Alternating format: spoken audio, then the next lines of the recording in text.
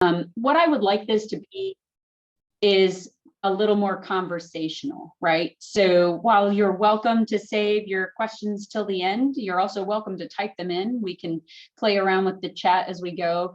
But I also welcome you to literally like use your little raised hand function. And if there's a question that I can answer as we go, because what I would like is to be able to give you my thoughts. And if in there somewhere you'd like to share, each of us have experiences that are different that I am confident could help better shape where other people have their experiences, and then how we can make things a little easier for someone else to take away from this what I hope you take away, right? And so when I was asked, what do you want to talk about? And I said, okay, well, let's talk a little bit about both followership and leadership, because I think we talk a lot about leadership. We talk about mentorship, we talk about coaching. There's incredibly fine lines between all of that stuff to determine like what is the difference between mentorship and leadership and coaching and management. And while they're all in the same vein, they are slightly different. And so I'm just going to cover with you some of my thoughts, like what does it take to be any one of those things? But I also think that it's important that the very first thing I mention about this is that the way to be a really good leader is to first have been a really good follower. As we know, it's tough to be anything and not be able to speak from a position of understanding. If you have never been a thing, you can try really hard, and you should try really hard to understand that. But man, do you come with a lot more strength if you can speak from a position of ever having done that thing. And so the thing I'm talking about in this instance is to be a good leader, we want to be able to speak from a platform of having ever been a good follower or a crappy follower, right? Because we learn as much from bad leadership and bad followership as perhaps we learn from good leadership and good followership. And so I think in order to be good stewards to growth and development, we have to understand that there are things to be gleaned from both sides of that coin. And so when I think about what does it take to be a good leader, I automatically run into things like empathy. And so what in the world is empathy? And empathy is trying to understand where someone else is coming from. Like you don't necessarily have ever had to have that lived experience, but you have had experiences where you could understand where that person is coming from, right? And so if you understand that someone else's paradigm, where they live, where they are, what they believe, their world experiences, those things and their perceptions equal their truths. And what will never make things better is to walk in on somebody and say, that's stupid, or that's dumb, or I can't believe you see it that way. Those things have never proven fruitful in trying to change or shape someone's mind or their understanding of a thing. That's just never been true. And so I'll give you one example. If ever you've seen somebody that just seems like they're a little frustrated with something, raise your little hand if it has ever worked to say, calm down. I've just never seen that work. I've never seen that be successful. I feel like the minute you tell somebody to calm down, all you're going to do is further enrage them, right? Because those two words have never served to make somebody feel better. And so when we talk about empathy, if you see someone who is struggling with a thing, you've seen it work. I can see, I'm going to get it wrong, Buscaglio. You raised your hand, you've seen it work, that if you told somebody to calm down, that they calmed down. I would love to hear that. Please don't think I'm being facetious.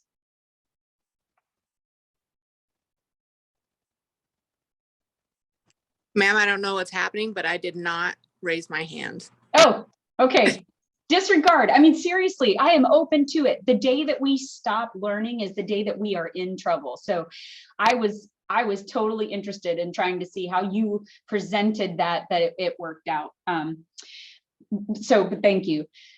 So when we understand, or at least try to understand where someone else is coming from, it's almost like if any of you have ever held a Heinz ketchup glass bottle, if you've turned that thing upside down and tried to get ketchup out of it, no amount of that thing turned upside down is making ketchup come out of it.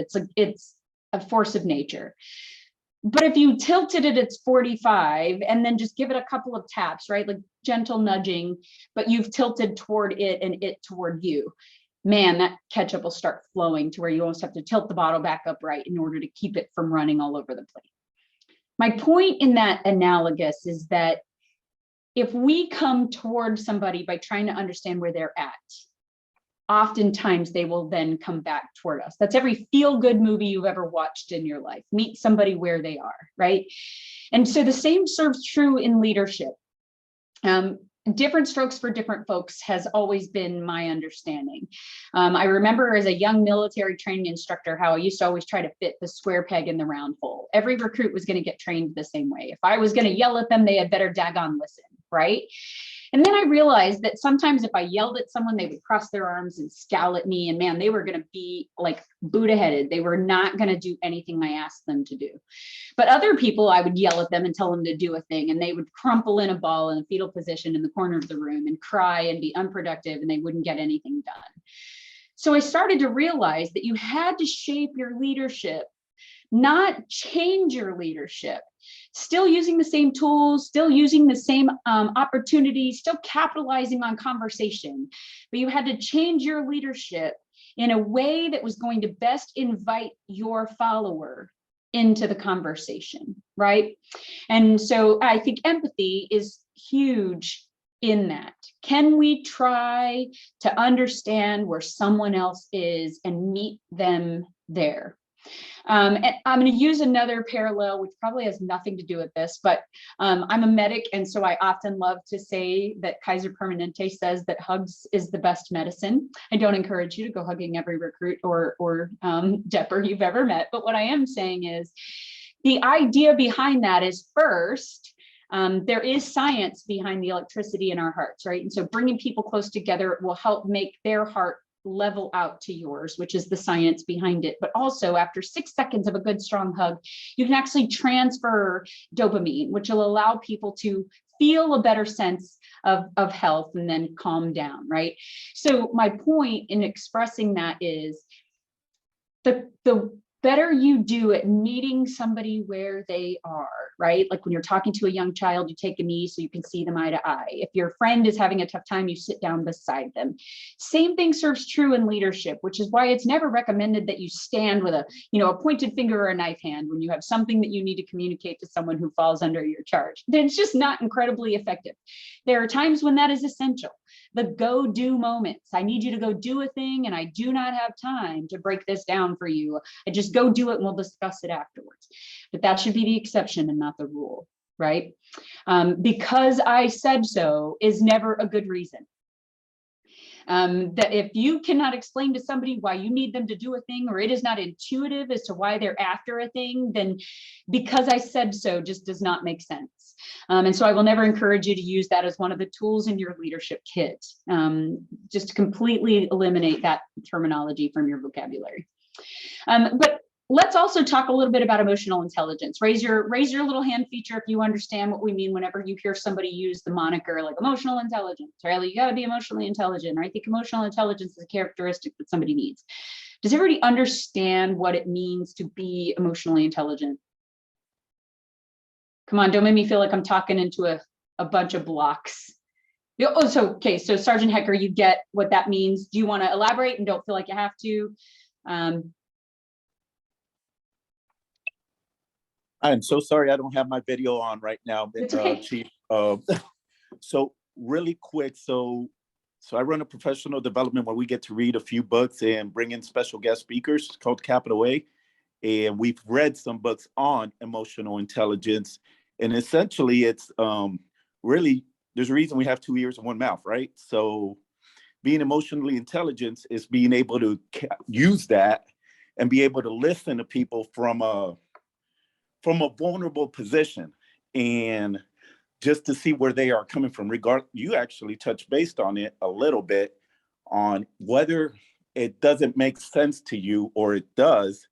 At least emotional intelligence helps you come from a perspective of understanding why somebody believes or is making a decision the way that they are. So and then that allows you to not allow your emotions to create anger or angst towards the other individual. And emotional intelligence allows you to not prejudge So I think that's all I got right now, Chief. No, I think it's great. You did a great job. Thank you for that. I'll elaborate on that a little, but I saw that Chief Goldstrom had his little Zoom hand up. Like, did you want to add into that, Tony? No, Hope, just acknowledging that I was familiar with emotional intelligence. Yeah, good copy. And I also saw that Sergeant Collier had his hand up in there. Did you want to say something, Sergeant Collier? Okay, nothing hurt. So I will elaborate on Sergeant Hecker's point in the fact that it is 100% about being able to read the people that you interact with. You do this every day, especially in recruiting. If you're interacting with somebody, you know when they're closed off and they don't want to hear you, or they're turning their shoulder to you and they just aren't picking up what you're putting down, right? You can also tell when you're interacting with somebody and they're making eye contact with you and they're feeling receptive on a thing. And so I think that it's vastly important that we realize that, like, being smart, being intelligent is important. It's seriously important. There's an old saying that your IQ will get you hired, but your EQ will get you fired, right? Because if you don't have the emotional quotient in order to understand where your folks are, meet them there. Like, if today was the day that, no kidding, you were going to go congratulate somebody on their engagement, for example, and then you go and you see them crying about something, you might hold off on just a second, one, to make sure that they're okay, but two, because you're not sure if that's the time where they're in the place to celebrate, right? And so that's just a part of emotional intelligence. Are you picking up on where your folks are, good, bad, or indifferent, so that you can best lead them with and through the things that they're going through? The amygdala is that little thing in our brain that gives us the fight, flight, or freeze response. It's natural, it's innate, it's based on those human senses of fear, anger, happiness, sadness. Those things are just innate in us, they're true.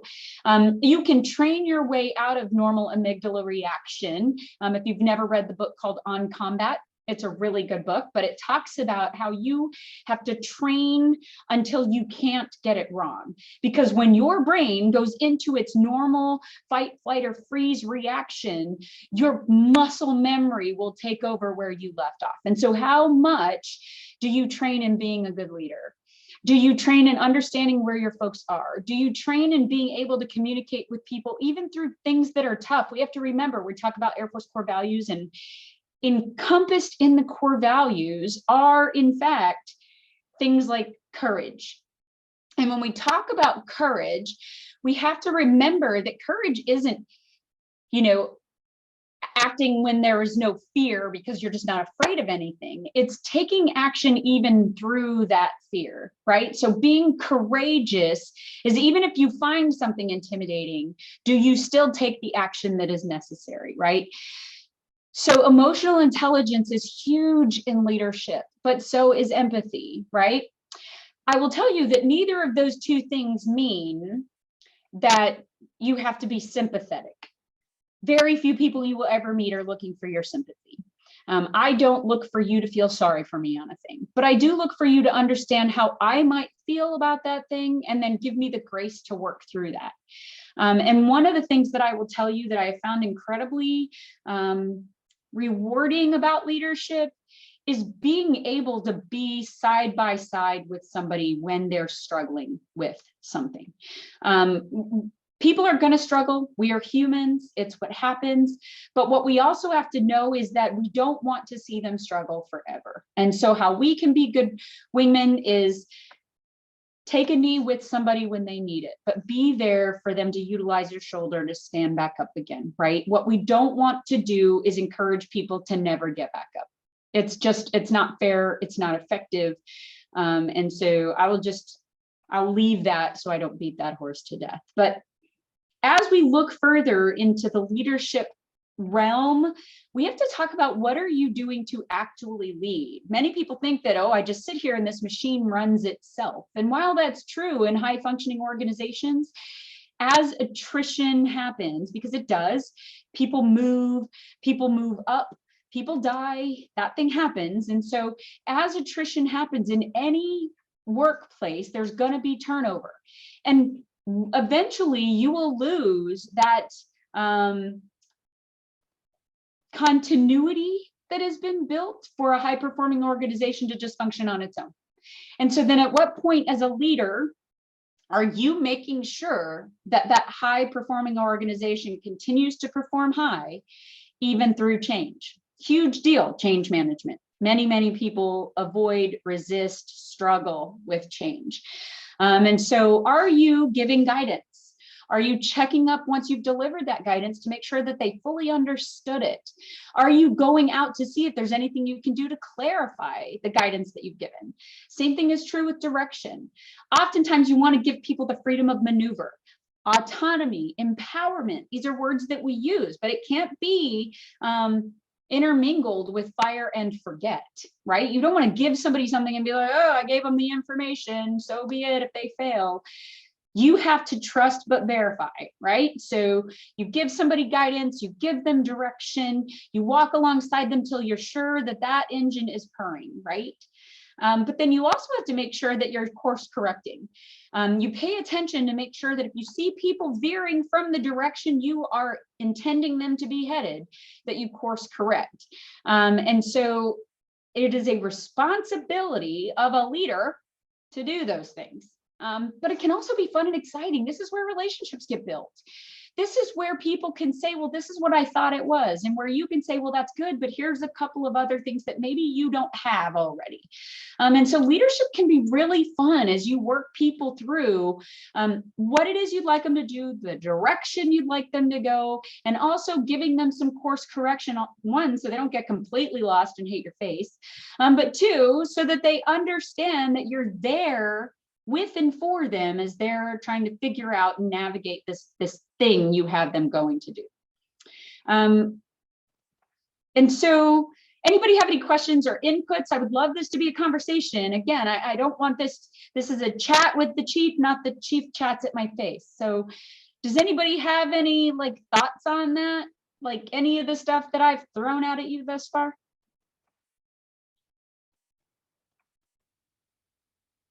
Okay, nothing heard. We'll keep going. So go ahead, Sergeant Collier. I saw that your mic wasn't working a minute ago. Yeah, I just dialed in from my phone. I've just, all the comments have been really good, especially talking about the emotional intelligence. Like I just wanted to say that I appreciate it. Like I feel like having that ability, like you said, to have empathy, but not necessarily the sympathy part of it, right? You're able to put yourself in that person's shoes, so to speak, to see what's happening, whatever the situation might be from their perspective. And it kind of helps you really understand maybe what the stresses that are under, or maybe like a tasker that your boss has, or that you put on one of your subordinates, that you can kind of put yourself in their role and understand, and even kind of give them a little bit of help on that emotional side. And being able to read that is important. I mean, such a reinforcing point. I think it's great. I had the opportunity to go through the emotional intelligence facilitators course that was put on years ago by Air University. And Dr. Patricia Maggard said, she was telling a story about a high-level general officer that they were planning and prepping for a big DV visit, and they had all kinds of things they were supposed to be doing. And this person who was their projo for this visit had been doing everything, running everything, well-oiled machine, everything was going really well. And then that individual called and is in a bluster of tears, carrying on. My cat died, right? And I don't know if I can make it. I can't pull myself together. I don't know what I'm going to do. And this high-level leader said, I don't care what you have going on. Get yourself into this office. We have things we've got to do, and I just don't have time for this nonsense right now. Like, it's a cat. And so the individual literally like said, I quit. I'm taking my stuff. I'm leaving. I'm done. I will have nothing to do with it. That leader took a couple of minutes and literally said, oh my gosh, what did I just do? And reached out and said, look, I'm so sorry. You didn't deserve that. And I shouldn't have put you in that position. And I am just so incredibly sorry that that was my first reaction. I'm just under a lot of stress. There's no way we could do this without you. I know how much the cat meant to you. If you would please just come in and get us through this meeting. I will host. a funeral for your cat. I'll make sure that you get all the time off you need to grieve. And I have completely put my foot in my mouth, and I will publicly apologize. If you would please just do us the solid of getting us through this meeting, right? The individual relented, and she came in, they got through the meeting, they went through the whole, cat funeral, and they took their time off for grieving. And one of the things that the leader then came out later and said was, I understood after I had put my foot in my mouth where I was with that. That cat wasn't just a cat. I guess years prior, this individual had lost both her child and her spouse in a motor vehicle crash. And them going together to procure this kitten ahead of their death was the last thing they had ever done together as a family. So this cat was her family, and it meant more to her than anything in the world. And when she lost the cat, she thought, because her boss knew all that they would be sympathetic toward her plight, and then understand that she just needed support through this thing. And so once they stepped back on their, very harsh behavior and said, reasoned, hey, look, if you get us through this, I will do everything in my power too. Like, that's emotional intelligence. It isn't acquiescing to the thing, it's understanding. I may never have had a cat. I may never have had the experience that cat meant to this individual, but I understand loss, and I understand connection to external things that make me feel less loss. And if I were to be empathetic toward this person's plight, then I would be able to understand where she is emotionally, physically. And so once they went through that, obviously it then worked itself out better, but wouldn't it have been nice for the leader to have had their second reaction first? And so emotional intelligence, Sergeant Collier, perfect point, is being able to read where somebody is. And at that point in time, that employee needed somebody to understand that the world as they knew it had just crumpled into a paper ball, right? And so I encourage you, as you work your way through leadership experiences and trials and tribulations, is to never lose your EI, your EQ, because emotional intelligence gives you your emotional quotient. And we have to remember that at the very end of the day, human connectedness is one of the things that allows us to function differently than perhaps any other mammalian creature, right? And so let's talk a little bit then about expectation management, because like I said, understanding where somebody is doesn't mean that it negates their responsibility to perform their job, that it negates their responsibility to perform appropriately, to be respectful, and all those other things. And so a good leader is always going to lay out the expectations. Here's the thing I need you to do. Here are the things I need you to understand. Here's the way I expect you to communicate. Listen, y'all, we do not give skill levels in clairvoyance. And because we don't give skill levels in clairvoyance, we can never expect someone to read our minds. And so for us to ever say something as selfish as they already know what I mean, before you've actually given them the understanding of your meaning, shame on you. So I would always encourage you that whenever you take on a new subordinate, or whenever you take on a new leadership role, the first thing that you should always ever do is sit down with those folks and give them, here's my guidelines, here's my expectations, here's my red lines, so that they know exactly what your expectation is and they know which direction they are heading. It's Stephen Covey, who's the author of 7 Habits of Highly Effective People, that says you could be going 99 miles an hour. But if you're headed in the wrong direction, it doesn't make a bit of difference. And so always make sure that as a leader, you are giving people the understanding as to what it is you expect them to be doing, where you expect them to be going, and the allowances that you will make based on what circumstances, right? And so that is just good, strong, healthy leadership, is for you to make sure that people do not have to wonder. I will also say that as we're talking about leaving people to wonder, a duty section should never change its climate based on your attitude. And so if you've ever worked in a duty section where you felt like you had to tiptoe in one day because you wasn't sure how the leader was going to be that day, are they in a good mood? Are they in a bad mood? If that is true, I will publicly say shame on you, because your attitude should never change the climate of a duty section. You have a bad day, great. You should have mentors, you should have leaders, you should have friends who you can take and have your conversation about your bad day with. Your subordinates should never feel your bad mood day. We are all authorized to have a bad mood, but you need to have that conversation with yourself. If you have never listened to the 12-minute TED Talk by Sean Aker, who is a behavioral psychologist that delves into human psychology, specifically where it involves happiness. And so it's a happiness advantage. It's where you get into the habit each and every day of talking to yourself about 3 things that you have gratitude for. Think about the number of times you've been out to start your car. You think nothing of it when the car starts because it's supposed to. But imagine how you will already list your day as a bad day if you go out to start your car and it doesn't start. You never recognize the number of times that it started, right? Yes, Sergeant Hecker, Stephen Covey, great. But I will tell you that you need to understand that if you sit for a few seconds before you get out of your car at work, or sit for a few seconds before you get out of your car at home, or lay for a few seconds before you close your eyes at night, talk to yourself about 3 things that you can appreciate happen throughout the day. It will start to come naturally. It is an example of that, training yourself to just be better. It is a happiness advantage. I've had people often ask me, Chief, how are you so happy?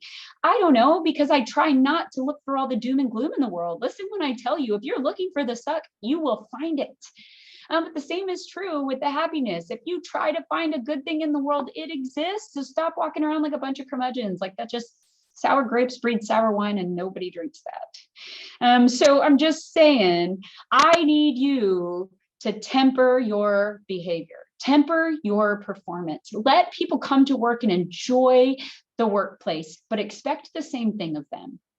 We need to be able to communicate when we're having a tough time. But that should happen in small group or behind closed doors. What we don't want to do is poison or create an infectious work environment where things are doomy and gloomy and bad news. And so temper your behavior and your outward interaction with people. Never be the cause of a downward spiraling duty section because people are walking on eggshells around you and your bad behavior. And so let's talk then about the difference between leaders and managers, right? So there's always like, oh, well, I'm the manager of pick a thing. Great. Like manager, I need those. We all need those. Here's a checklist of things that have to get done. And here's an individual that's going to make sure that every single one of those things gets done. And as we're doing those things, that manager can do it like nobody's business. I'm going to pause on this thought because I see that Sergeant Filipkowski said, I believe it makes a point about a former SEAL doing things throughout a day. Yes, 100%. Thank you for making my point. Like, seriously, we could all fall into a spiral of doom and gloom if we let ourselves. So I appreciate that. I love Admiral McRaven. I've had the opportunity to meet him on a couple of occasions, and he is definitely exactly as he presents himself in those professional development environments. I've had the unfortunate experience of meeting some folks who claim to be one thing and then they are different in real life. That is unfortunate, but Admiral McRaven was definitely not that. He was wonderful and definitely had high expectations of people, which I think is amazing, because if we don't hold ourselves to a higher standard, then what do we have to rise for, right? And so, as I was saying, when it comes to managers, we need those folks. We need managers to do the thing that has to get done, to make sure we've checked all the boxes, to keep us well within the realm of compliance. But we also need leaders.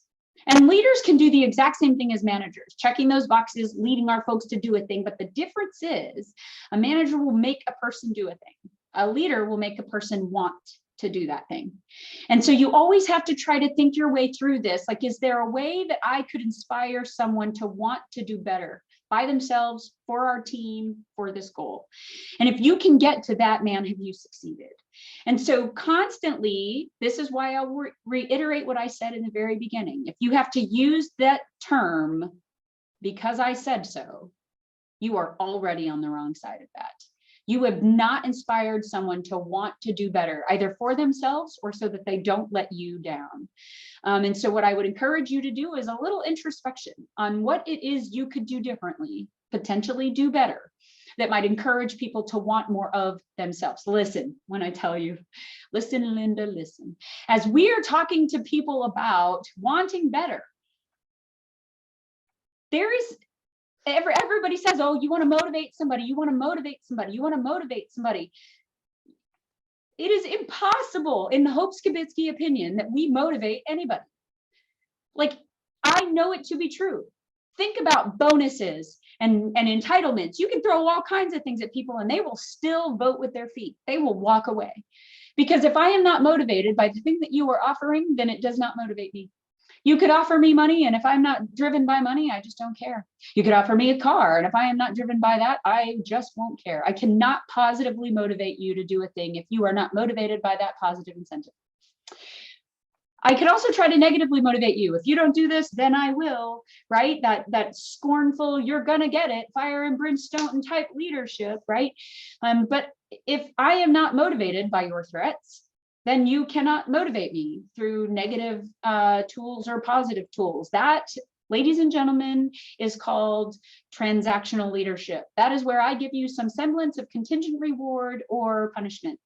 And we get that every single day. You get paid on the 1st and 15th of every month. Congratulations for your contingent reward and your membership level of this full range leadership development. But what I will tell you is, if you are looking more for transformational leadership and you really want someone to want to do better by themselves, then you capitalize on the only kind of motivation that really exists, and that is intrinsic motivation. It is driven from within us. We own our own motivation. How can I help you align your goals with our values and allow your goals to line up with the goals that I am trying to get you to achieve? And that, ladies and gentlemen, is where the art meets the science of leadership. And so I will tell you that what you have to do is think a little deeper. If you think that you are a leader simply by the position you were put in, you are sadly mistaken, because people will not follow you if you are taking them nowhere. Okay. So we have talked about leadership. I want to hear what you have to say about any of the things we just talked about. Dispel me, pop holes in it, tell me what you would rather have heard, share with some of your teammates some of the things that are true for you or that you have witnessed on the leadership side of this. And then we're going to delve a little bit into the followership realm. Go.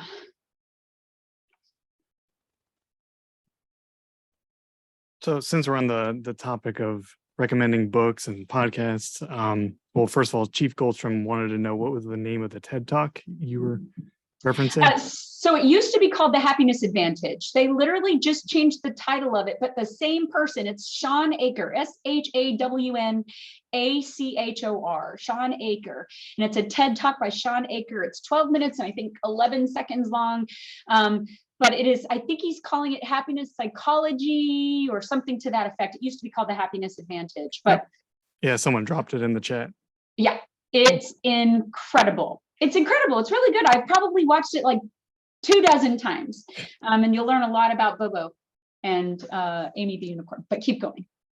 And then I was going to recommend, it's not a book on leadership per se, but it covers a lot of what you talked about. And it's called Never Split the Difference. And it's from a former, have you read it before? Okay. So you know what I'm talking about. So yeah, for everyone else that hasn't, it's all negotiations are about understanding where other people are coming from. And in this day and age, everyone, and to Sergeant Hecker's point, you have 2 ears and 1 mouth. A lot of people, when someone else is talking, they're thinking about what they're going to say instead of actually listening to what that person is saying. And there's another podcast I listened to, it's called The Mindset Mentor, and he was a realtor. He went on and basically said that he's not going to make any statements for this to sell this house. He's going to ask only questions. He's like, I barely said anything the entire time, but that dude loved me because he would just, whatever the guy would say, he would just, hey, can you elaborate? And that's why, I mean, I personally think therapy is so like big because no one really listens as much anymore, except for people that are paid to do it, and very good leaders. But yeah, no, I think you're spot on with that, and I'm glad you covered that. Yeah, good. And that was a great book, by the way. It's like Negotiate Like Your Life Depends Upon It. And so super good. if you're looking for another good book that leads into that, but also talks to your point about the gentleman that just kind of wanted somebody that was going to hear him, is The Lost Art of Listening. It talks a lot about how relationships fail and that kind of stuff because we stop understanding how vital it is that we listen to our partners, to our peers, to our teammates, to our employees. But The Lost Art of Listening is a great read. And that was one of the places where I first had somebody affirm for me that calm down doesn't work. I'm like, oh my gosh, will you please stop saying that? Because all it's going to do is fire me up. But yeah, so thank you for that great point and great book. If you have not read Never Split the Difference, go have a read at that. And if you want, I can send you like if you've never used Audible, I can send you an Audible invite. You can have that book for free for your first go round.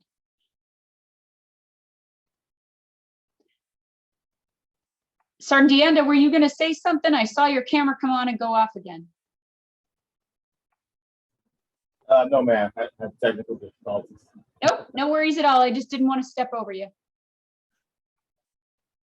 Okay, cool. So let's talk then about leadership. Oh, wait, Sergeant Hecker just said the power of morning meditation, journalism, and affirmation is an incredible amount of power in making those little things part of your routine. 100% true. Good recommendation. So I like Brene Brown's thought process. I think that she does a good job of always defining what it is she's trying to get you to understand, but at a really digestible level. And I appreciate it because she didn't start off as this big wig leader pick a thing. She sort of climbed her way up. And so I like that she can give you from a specific perch something that other people may well have missed. I think Simon Sinek, and this is a Hope Skibitsky opinion, I do not represent the Air Force.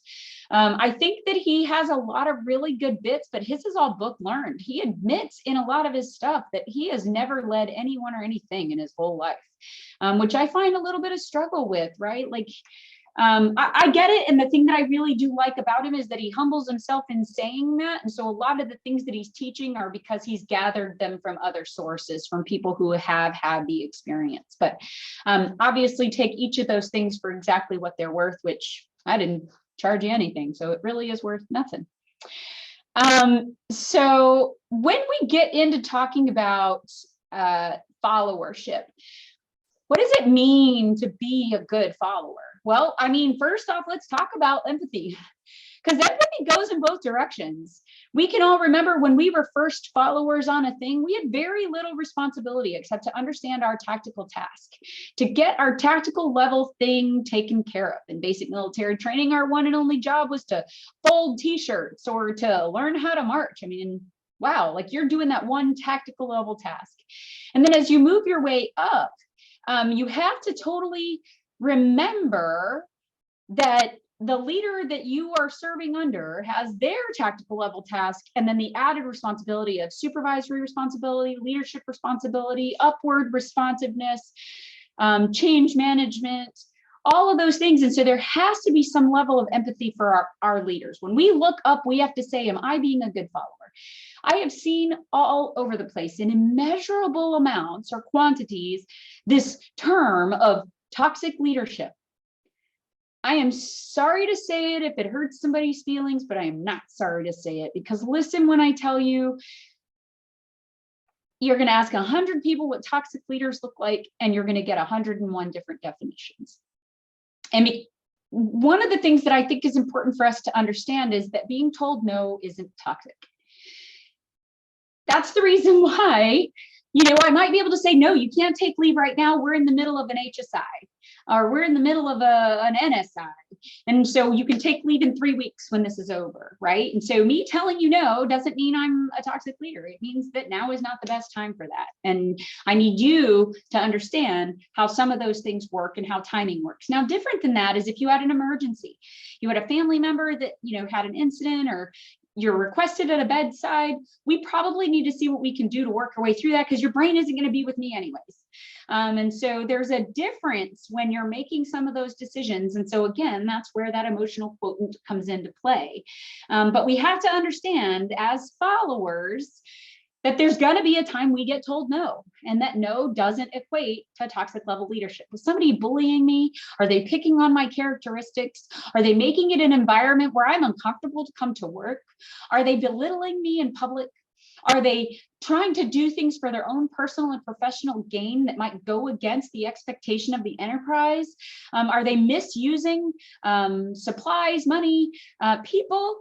Like, there's a lot of things that get factored into how you might measure toxicity. And I'll tell you, as soon as we start talking about the responsibility that a follower has in a leader-follower relationship, man, I have seen tons of people get sideways with oh, well, it's just the toxic leader that says that there's toxic followers. And I'm like, we should reevaluate that conversation, because at the end of the day, every relationship is two-sided. Every single relationship is two-sided. And so if ever one side feels like they are giving more than the other side is given, that is where relationships begin to degrade.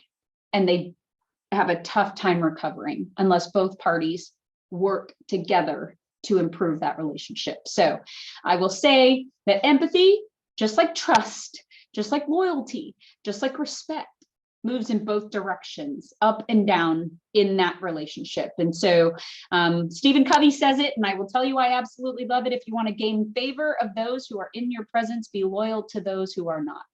And so if you have ever been in the room with people as they are talking bad about other people, you can guarantee that things get said when you walk out of the room. And so because we say that people tend to see the world as they are. Liars think people are lying, haters think people are hating, cheaters think people are cheating. If ever you walk into a room and people quit talking, if your first thought is they must be talking about me, I would question how you perform in small circles. And so, because your first thought should not be they were talking about me. Whenever I walk in a room and people quit talking, I'm like, hell yeah, somebody's planning my birthday. Right? Because it's important that you always take into perspective, what is it that you are doing that leads into some of those things that you're thinking? Okay. So let's talk too about change. Change is a necessary evil. Change is important. If we think that any one of our organizations, and it doesn't matter what we do, it does not matter what we do. You might have your own side hustle. You might be a part of this organization as well as have another business. It doesn't matter. It doesn't matter what you do or where you are. If you are not willing to change, adjust to the environment and the direction that it's going, adjust to inflation, adjust to the competition. If you are not willing to adjust, you will get passed over. If you have never read Good to Great or Great by Choice by Jim Collins, I will tell you those are some reads you should probably just add to your library. Because in Good to Great, it talks a lot about two different companies that offered a lot of the same goods and services. One of them decided, well, this is what we're known for, we're going to stick with it. And the other one said, we probably need to expand a little bit if we're going to continue to attract other things to our market and expand our customer base. This one no longer exists. This one, however, is thriving. And so I will tell you that we have to be open to change. And so that falls right into what you would likely have heard somewhere in your life as the growth mindset, right? There is a fixed mindset, which means I don't care what anybody says, I already know what's true. This is where I live. They have to meet me here. Okay, there's also another book that's called What Got You Here Won't Get You There. So that's another really good book that you should probably read, that just because what you did got you where you are today, times have changed, leaders have changed, the environment is changing. And so there's a lot for you to understand that just because what worked for you to get you here does not mean that that will work for you to get somewhere else. And so what I will encourage you to do is be open to change. Doesn't mean change everything. I know I'm doing a lot of book references, but y'all, reading is my favorite pastime. And I travel a lot, so I spend a lot of time in a book. But I will tell you is if you've never read Turn the Ship Around, that is a really good read. But there is a lot that goes into making a battleship head in a specific direction. And man, if you think that thing is going to turn quickly or that there wouldn't be some damage if you tried to turn it quickly, you are sadly mistaken. And so I would encourage you to understand that one, change is important, but two, you have to move at the speed of relevance. And so I think that every single one of us needs to at least be open to having our mind changed. It doesn't mean, be so fickle that you have no place to plant your feet. But what it does mean is that if you are not open to the possibility of something new, something different, you're going to get passed up by the competition. And that includes in promotion space as well. So just be aware of that. So two things, and then I'm going to be done. I'm trying to wrap it up with us to have a couple of minutes to talk before I call this thing a day. But when we're delivering expectation management as leaders, one of the things that we have to receive well as followers is the understanding that sometimes we just have to embrace the suck. Sometimes change is just going to happen to us, and it's going to affect us, and it's going to happen on us. We can talk all day about BAH rates and BAS rates and pay scales and the number of other things that we feel like have happened to us. And we have to make sure that we voice those things to our leadership and that we continue to route those things up the change. But we also, in the interim, have to be prepared to embrace the suck, because some of those things are just necessary evils. Pay is not. We're working on that, right? But one of the necessary evils is the changing in the rating system, the changing in how our evaluations happen, the way ALQs are going to get rolled out, maybe how we change who gets to be supervisors, the force generators conversation instead of DSDs as we might have ever known them. Anytime something changes, there's going to be the potential for thrash. Something's going to be different. Something's going to get missed. Things maybe didn't think about. And so we have to be prepared to embrace the suck, but to breathe deeply through it. And so I go back to thinking about Sergeant Hecker saying, the importance of maybe making, meditation a part of your daily routine. I think that it is incredibly healthy to spend some time in reflection and introspection and try to see where we could improve some of the things that we're doing. Michael Jackson said it best when he said that we have to start change with the man in the mirror, right? And so we know that the one and only person we actually have the power to change is me, myself, and I. And so if I don't like the way something is, I could resist it all day long, and the only person whose feelings I'm hurting are my own. Or what I could do is see where I have responsibility and where I could be a change agent and try to help facilitate an ease through some of that change. And so let's take responsibility for some of that followership by embracing the suck and then being willing to understand that change is sometimes going to happen to us, and that resisting it is just like a Chinese finger trap. The more you resist, the more it hurts, right? So relax, breathe deep, and roll with the punches, right? And the last thing that I will share with you here is communication. I do not believe that there is any such thing as over communication. I will say, send an email, make a phone call, sit down and have a meeting, send a smoke signal or a carrier pigeon, whatever your mode of communication is, I will say communicate. Make sure your leaders understand what's going on in the field. Make sure people get what's happening in the foxhole. Last book recommendation, I will tell you, it is mandatory reading at Army War College, but it is called The Men, the Mission, and Me by Pete Blaber. If you have not read that book, it is an incredible read, but it talks a lot about how leaders need to understand what is going on in the proverbial foxhole. In his instance, it was a real foxhole. But I will tell you that if we don't understand what is affecting our folks, and that our folks communicate that up, we are failing. And if you have not made it as a leader, if you have not made it a point to make sure your folks know that they can communicate to you what is going on in the field, then you're going to continue to drive blind and wonder what happened. We have got to communicate. Communication is our biggest crux. We fail at it every single day. You cannot be a subordinate and say, well, I don't care about awards. Awards don't mean anything to me. And then when you don't get put in for an award, say, I can't believe my leader doesn't care anything about me. And you say, wait a minute, as a leader, I heard you say you didn't care about awards. And then you come back and retort with, well, I wanted you to care enough about me to put me in for the award. And I'm like, what? Like, you have got to be clear. Brene Brown says it, clear is kind. Kind is clear. We have got to communicate with one another. Be open, be transparent, be vulnerable. Vulnerability is often met with vulnerability. Machiavellianism is true. It is a tit for tat society. We have to be willing to communicate with one another. It is essential to our success. And so I know I had a whole lot of words. I was trying to get it all out in this 1 hour. We are exactly 8 minutes from the end of this thing, and I would like very much if any of you would like to share with me. Oh, Sergeant Hale, the book was The Men, the Mission, and Me by Pete Blaber. Thank you, Mayor. Hey, Chief. Go ahead. Hit first before. Hey, it's Sergeant Shanklin here at Events Marketing HQ. Hi. Just had a question pertaining to, I mean, I see that a lot of this conversation is based on, you know, leadership and believing in oneself and motivating, staying motivated and continue to push on. What words of wisdom would you part to both? I guess it's a two-part question. What words of wisdom would you part to subordinates who feel that they've been failed by their organization? And then what would you say, what words could you part to leaders of that organization? Okay, so the first thing I would say, and great question, thank you for chiming in on that.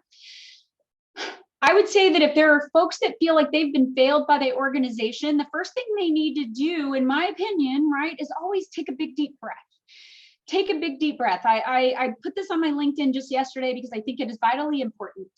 Every good carpenter you'll ever meet in your life says, measure twice, cut once. Measure twice, cut once. And the reason for that, Sergeant Keating, the reason for that is you don't want to waste materials, money, or time by having just willy-nilly made a cut and now it's irreparable.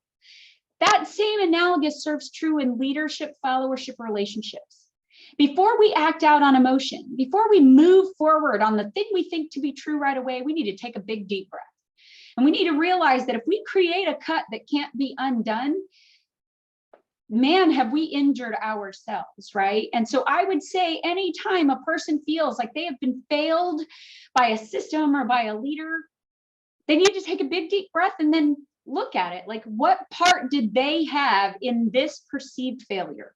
If I wasn't promoted, did I do what I needed to do in order to outwork my peers? Truth be told, there's a statistic, it's probably made up as most are, but there's a statistic that states that 85% of employees give themselves more credit for being good employees than their leaders would give them. Two things are true about that statement. One, we're not communicating, and that follower does not understand the expectations. And two, we always have delusions of grandeur about how great we are and that everybody should just see it. I think it's important that if we aren't recognized for something we felt we should have been recognized for, if we were put up against somebody else, how much better did their thing look? How much closer did they get to the goal line than we got? Not, man, this sucks and nobody likes me, or it must absolutely be because I'm from Ranger, Texas, that I didn't get that thing, versus what didn't I do that the other person did? So we always have to first see if we had any part in that failure. That doesn't mean there shouldn't be a conversation with leadership. Because then I think if you go to your leadership and have a conversation armed with, look, here's where I know I probably could have done a little bit better. But I didn't get feedback from you on where you thought I was failing. I didn't get feedback from you on what you thought I could have done better in order to succeed. And I've never gotten any kind of feedback as to what my peers are doing that maybe I'm failing to do. And so that identifies where, hey, I admit my own faults, but here's some of the things that I would have liked to have had from you in return. And here's to hoping that that leader is humble enough to have that conversation. And so I would say that the first thing that person who feels failed should do is understand what role they had in that failure, because very few of us ever are blameless. But I would say that where could the leaders, or what could the leaders do, is somebody could tell them. Because I know all too well there are times when people sit in their little nests mad at the world, kicking their feet. Y'all, there has got to be a Walmart toy aisle somewhere you could sit in and kick your feet if that's what it is you're interested in doing. But if you want to get better and you want your leaders to get better, you've got to go tell them.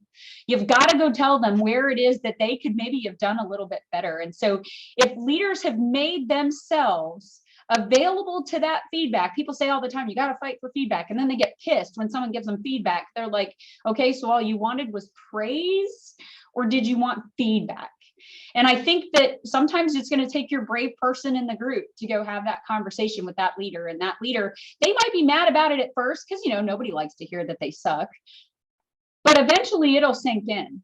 And even if subvertly, they'll make changes and it'll get better. But no one has ever changed anything when they didn't know it was true, ever.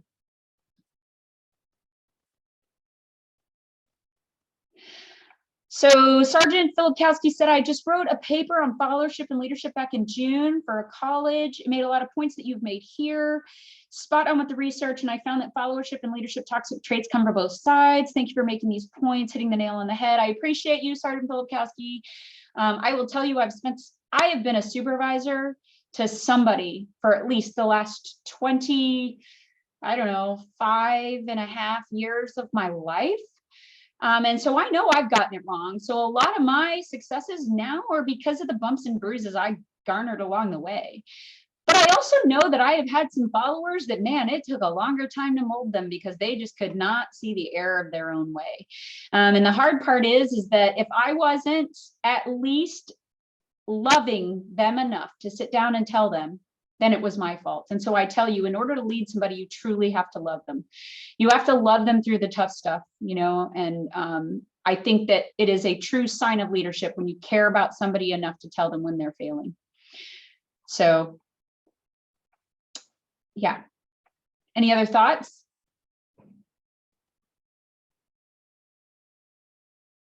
Oh, yes, sir, absolutely. Reading is crucial. Y'all listen when I tell you, I was homeless when I joined the Air Force. I was not a strong academic. I was focused on everything other than school in school. I was so glad to have graduated high school. I was 18 out of 36 in small town Texas. So I was certainly not winning any SMART awards. And for a long time, I was certainly not doing very good early on in my Air Force career because I felt sorry for myself. I'm just not as smart as the other people, or I'm just not going to get it, or I didn't have the same privileges. And man, those were great excuses. And I expected everybody to don a party hat and join my pity party. And then I had to get over it. Because no one will ever be a bigger advocate for you and your own success except you. And so if you ever want to do better, you got to be better. And if you're going to be better, you have to educate yourself. And I don't believe education comes strictly from a classroom. I believe that there's a lot to be said by, you know, developing and shaping your mind. I think that you should always read books that reaffirm what you know, but then read some books that go against what you believe, and then force yourself to see somewhere in the middle. If all you ever do is meet people, see people, hang out with people, and read things that reinforce the thing you already know, you're not growing at all. All you're doing is tunneling yourself deeper into the thing you already believe. And I would say, shame on you. Because if ever you're going to see where someone else is, understands who they are, what they're doing, what you got to do is stretch yourself outside of the thing you already think or know to be true.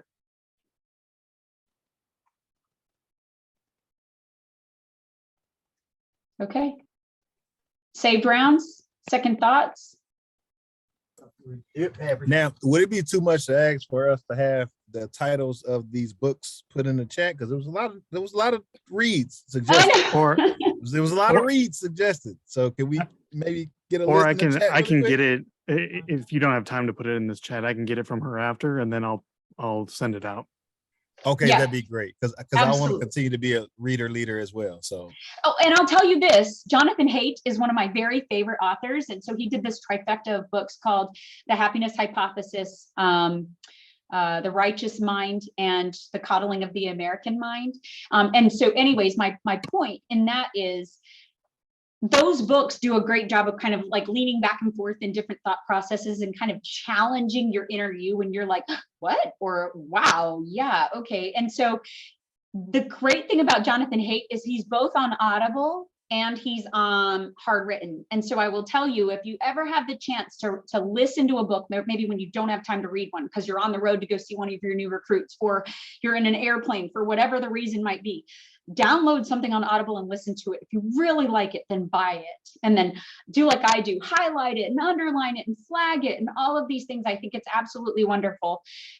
So, you know, do some of both listen reading and then reading. I think it does a lot to do something with your idle time. Look at that. Sergeant Hale was tracking. Thank you.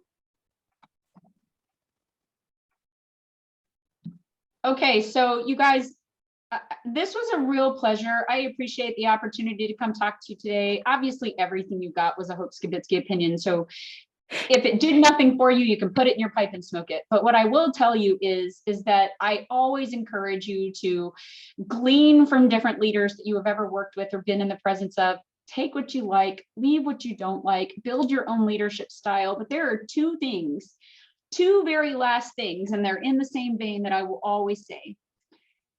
There is a single leader who believes that if you take a machete and you work your way through a jungle and you're hacking down all the leaves and you're clearing a path, that leader might believe that you should plant seed behind you so that the jungle grows back up again, because the people coming up after you need to grab their own machete and they need to hack their own way through the jungle, because that'll build intestinal fortitude. Okay, I struggled, so you should struggle too. Great. Now, trust and believe Hope Skibitsky is not the leave a mint on somebody's pillow kind of guy. I do believe that people should learn hard work and good work ethic.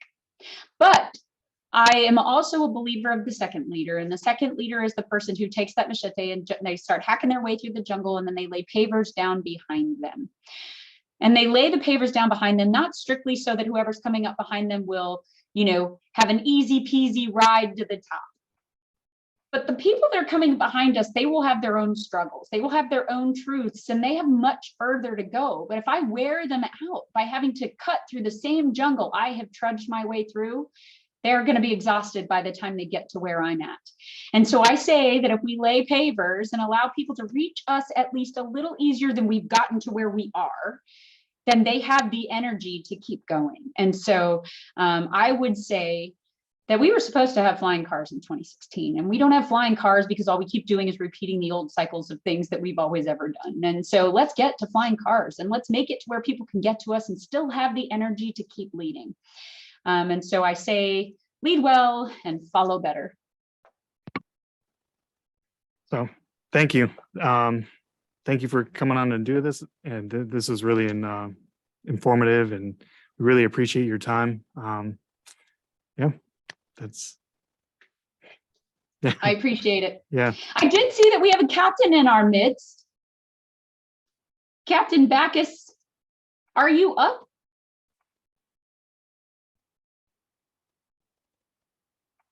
Disregard, sorry. Yes, ma'am, I'm here.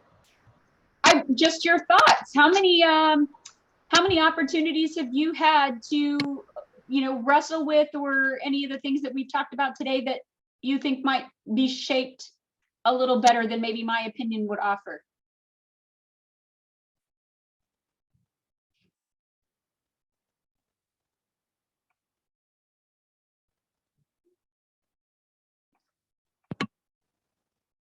Okay. That comment from Sergeant Allen, though, is pretty cool. Oh, very cool. You had a depper with you, or a potential or prospective airman with you, Sergeant Allen?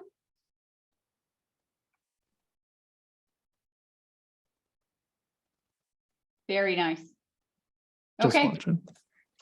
All right. Well, I will not hold you hostage. Again, it was a privilege. Drew, thanks for having me. Sergeant Keating, good to meet you. Brandy, love your face. And I will hopefully see any of you wherever. And if you ever need anything, Skibitsky, that's how you find me. Oh, I see you. Love you. Love you. Yeah, so honestly, reach out if ever there's something I can do for you, but that's it from here. Thank you. Take care. Thanks, everyone.